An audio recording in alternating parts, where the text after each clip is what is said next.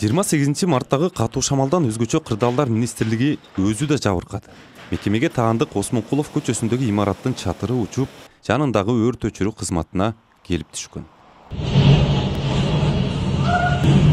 Катуу шамал Бишкек шаары, Чүй жана Талас облусунда болуп, 154 объекттин чатырын алып кеткен айтылууда. Алардын арасында социалдык мекемелер да бар. Бишкек шаарындагы 62 мектептин былтыр эле 2 миллион 800 миң сомго жаңыланган чатыры катуу шамалга туруштук бербей, бир бөлүгү мектептин алдында жатат. Азыркы учурда мекеменин жетекчилиги менен чатырды жаңылаган компания сүйлөшүүлөрдү жүргүзүп жатыптыр. Алар чатырды ким калыбына келтирет деген суроого жооп издеп атышат.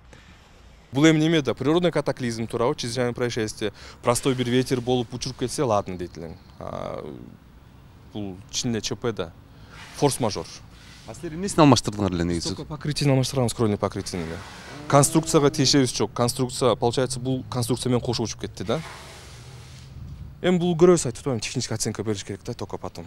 Чатырды жаңылоо иштери мэрияга караштуу капиталдык курулуш башкармалыгы аркылуу жүргөн. Шамал чатырдын 450 метр чарчы жерин алып кеткен. Кырсык каникул учурунда болгону жакшы болду. Биринчи күндөн тарта штаттык режимде иштей баштайбыз.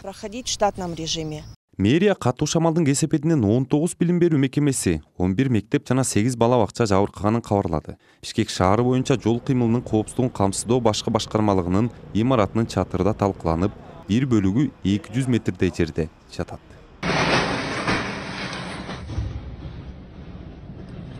Мамлекеттик мекемелерден тышкары чатыры талкаланган турак жайлар, бак басып калган машиналардын да сүрөт, видеолору жарыяланууда.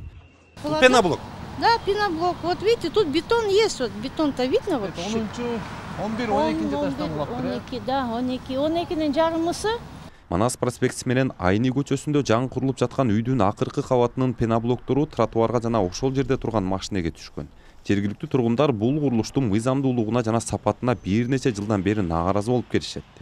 Началось оттуда дети. Шамал башталганда бул жерде жаш балдар жүргөн экен. Алар дүкөнгө качып кириптир. Ал эми ушул жерде соода кылып отурган бала качып кеткенге жетишип калыптыр. Бул жерде кыймыл көп. Бактыга жараша жабыркагандар болгон жок. Бул үй сапатсыз курулуп жатат. Бир нече жолу арыз жазганбыз. Биз уккан киши жок. Почти упала бы. Я вот успела отскочить. Биз жөн эле үстүнө коюп койгон элек. Баягы. О, парапет турабыз деп. Ошол шамал ошону учуруп жүргөн. Шамал башка нерселер да учуруп атпайбы? Чоң, мына бул жерде 2 тал кулады, көрдүңөрбү? Түймен одарып салды. А биздики бул пена өтө жеңил, баягыдай пөк. 28 марттагы катуу шамалдан улам Бишкекте өзгөчө кырдаал жарыяланган. Азыркы учурда табият кырсыгынын чыгымы эсептелүүдө. Кимдин турак үйлөрү камсыздоодон өтсө, атайын камсыздоо организациясынан келип, кимдин камсыздалган үйлөр болсо, ошо материалдык чыгымга карата тиешелүү компенсациялар төлөнүп берилет. Ал эми соц объекттер болсо, булар ар бир министрлик ведомстволордун караштуу балансында турган мекеме ишканалар, алар өзүлөрүнүн күчү менен ушу чатырлардын оңдоо иш-чараларын жүргүзүшөт. Камсыздандырылган үйлөргө аларга компенсация каралбайт. Катуу шамалдан кийин турак жайды камсыздандыруу маселеси кайра талкуулана баштады. Кыргызстанда 1 миллиондон ашык турак жай болсо, анын 137 миңи гана камсыздандырылган. Бизде Бишкек шаарында, Чүй облусунда жабыркаган үйлөр бар. Бизден камсыздалып, жабыркаган үйлөр бар. Азыр ошонун баарын комиссия иштеп чыгып атат.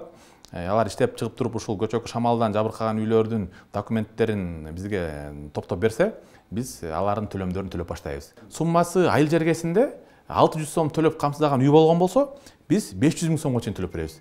Эгерде Бишкек шаарында 1200 сом төлөп камсыздаган болсо, биз 1 миллион сомго чейин төлөп беребиз да. 2015 жылы табигый кырсыктан милдеттүү түрдө камсыздандыруу боюнча мыйзам кабыл алынган. Бирок азыркыга чейин аталган мыйзам толук иштебей келет. Айбек Бийбосунов, Нурлан Бейшебаев, Азаттык, Бишкек.